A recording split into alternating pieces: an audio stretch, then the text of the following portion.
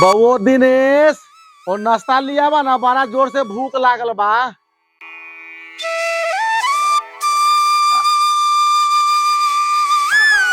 बाप रे बाप।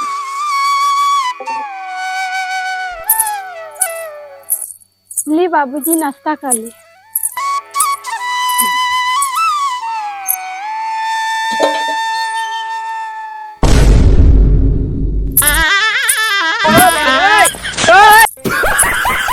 हमर पुतोहिया नैरा से आल रहे एकदम लकड़ी जैसा दुबल पातर रहे। अच्छा और तो मोटाइत बा, हम दुबराइत बानी।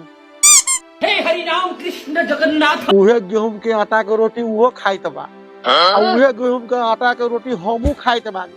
तो हम काहे दुबराइत बानी? बड़ा गंभीर समस्या बा, जरूर कोई घोटाला होई। सबर करो भाई, यहाँ पे क्या हो रहा भाई? बाबूजी कति भन बनाता नहीं, जल्दी नाश्ता खा ली न तो मच्छर माछी पड़ जाई। हे हरि राम कृष्ण जगन्नाथ प्रेमा। बाबूजी हमरा ये काहे निहारता नहीं, जल्दी नाश्ता खा ली न तो मच्छर माछी पड़ जाई।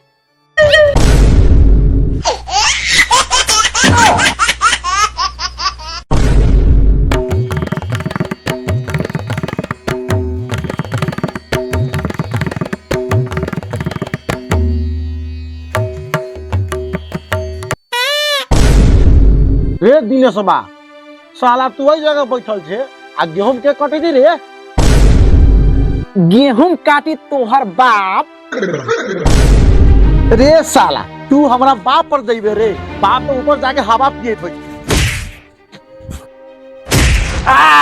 साला हमरा से जुबान लड़ावा तारा, गेहूं हमर बाप काटो।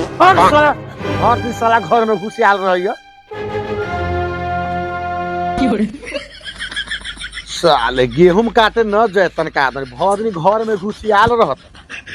मार लाठी से साले फाड़िए के रख देम।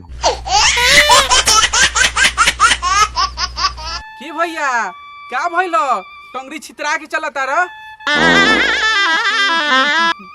भसाइने मकता, जा जल्दी हके बा।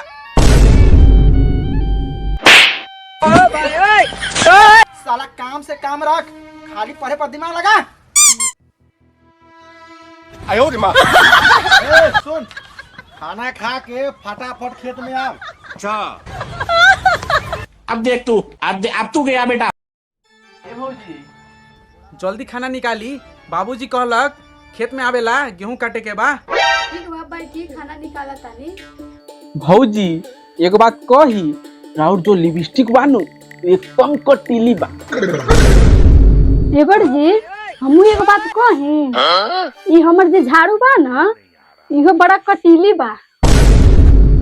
बस भौजी बस, राउर बातें सुन के हमर पेट भर गेल। अब जाता नहीं गेहूं काटे।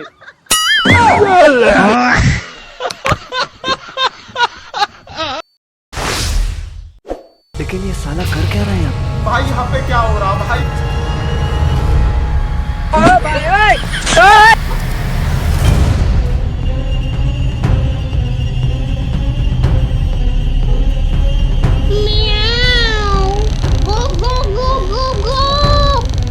रउआ ठीक बानी ओने तो हमू ठीक बानी एने। ए भौजी फोन में काटी काटी कथी भैया से हमर शिकायत बतियाई तो बाने। समझ रहे हो? समझ रहे हो ना? ये देवर जी रउआ जो ना काम खातिर आयल बानी ना, तो वो काम को जल्दी करी आ जाई। अच्छा चुपिए भौजी, रउआ बड़ा डेरा तानी। अभी दिनेशवा बा ना, कुछ ना होई, दिनेशवा भी जिंदा बा। मजा नहीं आ, 5G के जमाना बा। आ कुछ ऊंच नीच हो जाए तो भैया के बता दिया तो। भौजी भैया के घरे बोलाई आ भैया के नाम फंसाई। हेलो बोला ये जान। रउआ घरे आई। ए रहे दी, हमरा लगे बहुत काम बाटे, हम अभी ना आ पाइम। रउआ के नेट से बउआ हो गेल बा। ये भोसरी फोन से बतियौला से कहीं पेट में बउआ होला? ई जरूर हमरा छोटका भाई के काम बा। रात रात भर बतियाइत रहले है तो होते ना, इंटरनेट के जमाना है। अब हम घरे न अब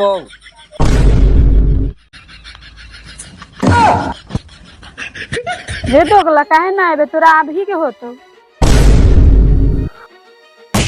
रे साला हम दोनों बाप के खेत में गेहूं कटित रहली है तो हमरा दोनों बाप के टेंशन और रौदा के फिक्र न बा। आ तू साले तनका काट के घरे चल आला, ऐसे बढ़िया चूड़ी पहन के मौगी बन के घरे में रहा सो मन पे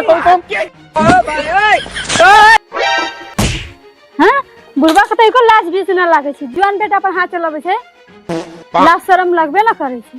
बुढ़ा हो गेल ना, जुआन बन छै, मारे छै। ए चुप, हम बूढ़ भेली तो हमर मति खराब हो गई, तोर मति ठीक हो। तू जे करे छ ना सब हम जानै छी। हमरा बेटा के अगर मालूम चलतो ना कुटी कुटी काट देतो। ओई समय हमरा कहबा बचावे वाला बाबूजी बचा ली तो हम न बचावे जबो। तोहर चाल चलन निमन हाउ, हमरा के घुर घुर के देखत रह छै, निहारत रह छै। हैं न खोखे के न खाखे के, घर में घुस जाए के, जेने बाप छिना जेने बेटा जेने खलदा। सुनै छै बोली, सुनै छै हमरा की बोल रहल हौ, सुनै छै ना?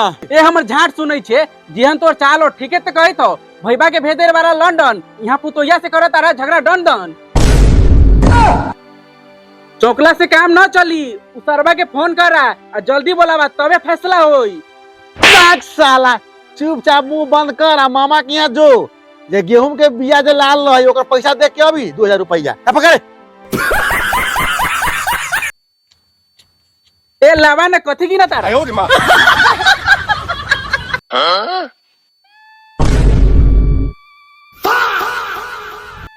जे शक रहे ना उहे भेल। ई दोसर बा माजरा, पुतोया के फूलल जाता पाजरा। अब हमारा बेटवा के बोलावे के पड़ी तो पूरा गांव में हमर नाक कट जाए।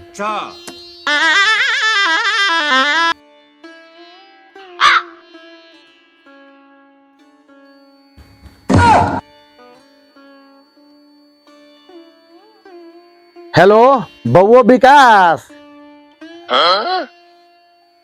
हेलो, हाँ हम विकास गोर लगतानी बाबू। घरे चल आबा। हम घरे ना आबो, जे मन हो से काला। साले छोड़ के आबा लंदन आ घरे पहुंचा डंडन।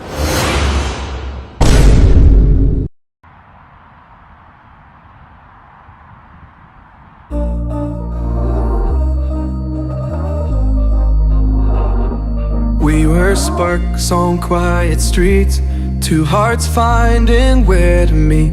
लेकिन ये साला कर क्या रहे हैं आप?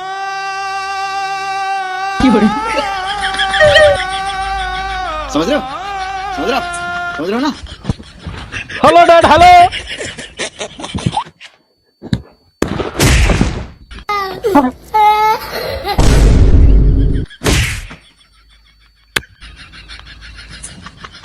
मैं आ गया दिल चुराने।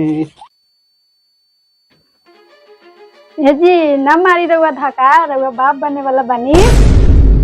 अरे बाप रे बाप, मैं तो बर्बाद हो गया, मैं लूट गया। मैं लंदन चल गया कि तू भोसड़ी घर में लगा दंदन करने के लिए। मैं साले बूढ़ा बाप को छोड़ूंगा नहीं अभी। बउओ विकास देख ला ना। चुप साला, ना तक घर में कदम कदम।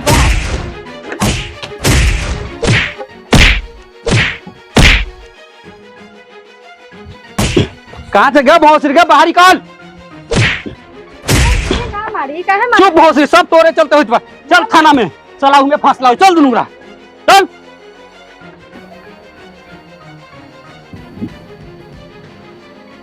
रे बउओ रे, ए रुक रुक। साला पगला गेले का रे? आ दिमाग नाम के चीज न हो। साला घर की इज्जत घरे में रख। 112 नंबर पे फोन कर आ पुलिस के अही जगह बुला ले। काला बाबू का बाप के नाम? हम लोचन महतो के बेटा। आई 3 नंबर गली, हमरा सर्वा भाई के धली। ठीक है हमारा है।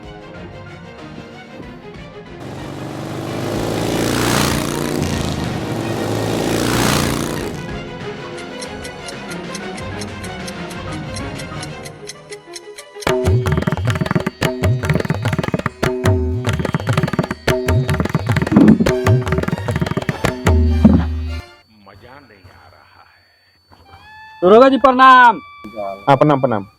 क्या बात है रे, इतना अर्जेंट में बुलाया है, क्या माजरा है? का कही दरोगा जी, ई सरवा के मती पगला गेल बा।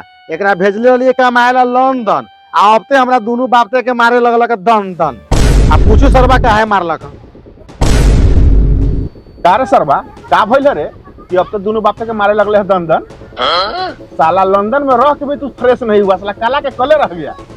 साला जैसे तुम्हारा देह काला है ना साला, तुमको उसी तरह तुम्हारा बुद्धि भी काला है। क्या हुआ बताओ हमको। दरोगा जी हम कोरिया रहे चाहे गोर, लेकिन मौगी के हम देम छोर। हई देखी। अच्छा तो ही माजरा बा। रे हवलदार खरे, ये सर मारो दोनों सरवा के पकड़ के। गाय देखो ना गाय देखो ना। माधा चल मारब धुना जी बात तार पे हिंचे दो।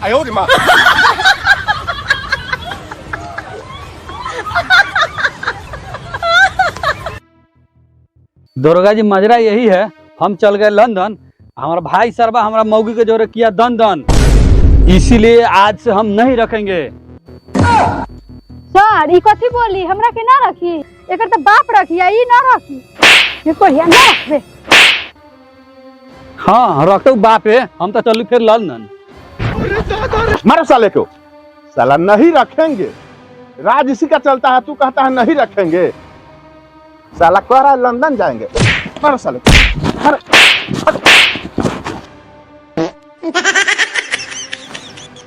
भाग बताओ यहाँ से।